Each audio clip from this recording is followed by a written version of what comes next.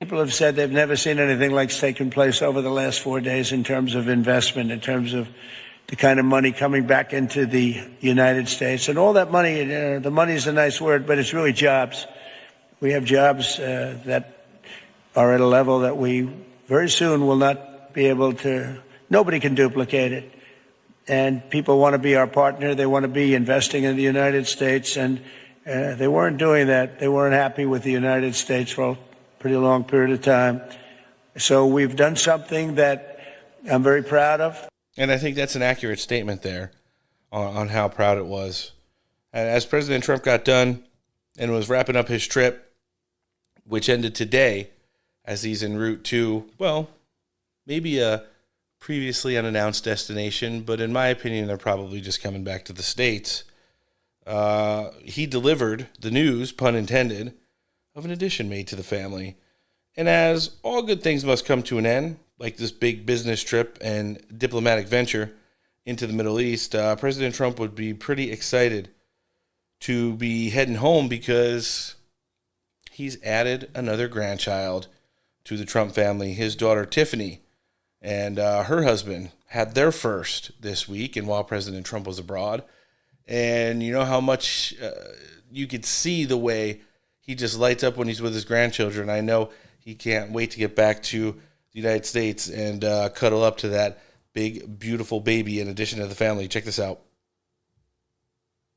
It's been a tremendous time, and now it's time to go back home. My daughter had a baby. I'm going to go back home and see that little baby.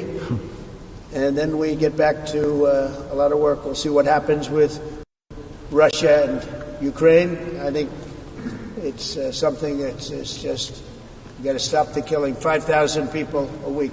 5,000 young people a week on average being killed in a war that is going nowhere. It's a shame. Should have never happened.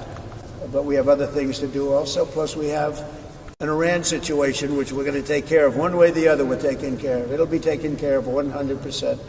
It'll be done nicely or not nicely. And the not nicely is not a good thing for them. And I think we're talking to them, and I think they've come a long way. I think they're pretty receptive of what not nicely is going to look like, and that is, in my opinion, probably every single known entity that is tied to their nuclear anything being completely wiped from the face of the earth.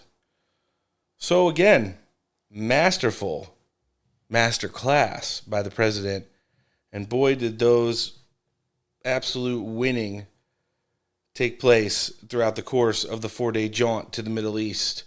I got a couple highlights here that I know I need to read before we break with North Carolina Congressman Mark Harris, because I saw a post that kind of outlined everything that we've covered throughout the first two segments of our show today. Here we go. President Trump announced a Saudi Arabian $600 billion commitment to invest in the United States, marking an historic era of partnership between our two countries. President Trump also signed an agreement with Qatar to generate an economic exchange worth at least $1.2 trillion. President Trump announced economic deals totaling more than $243 billion between the United States and Qatar, including historic sale of Boeing aircraft and GE Aerospace engines to Qatar Airways. President Trump then announced over $200 billion in commercial deals between the United States and the UAE.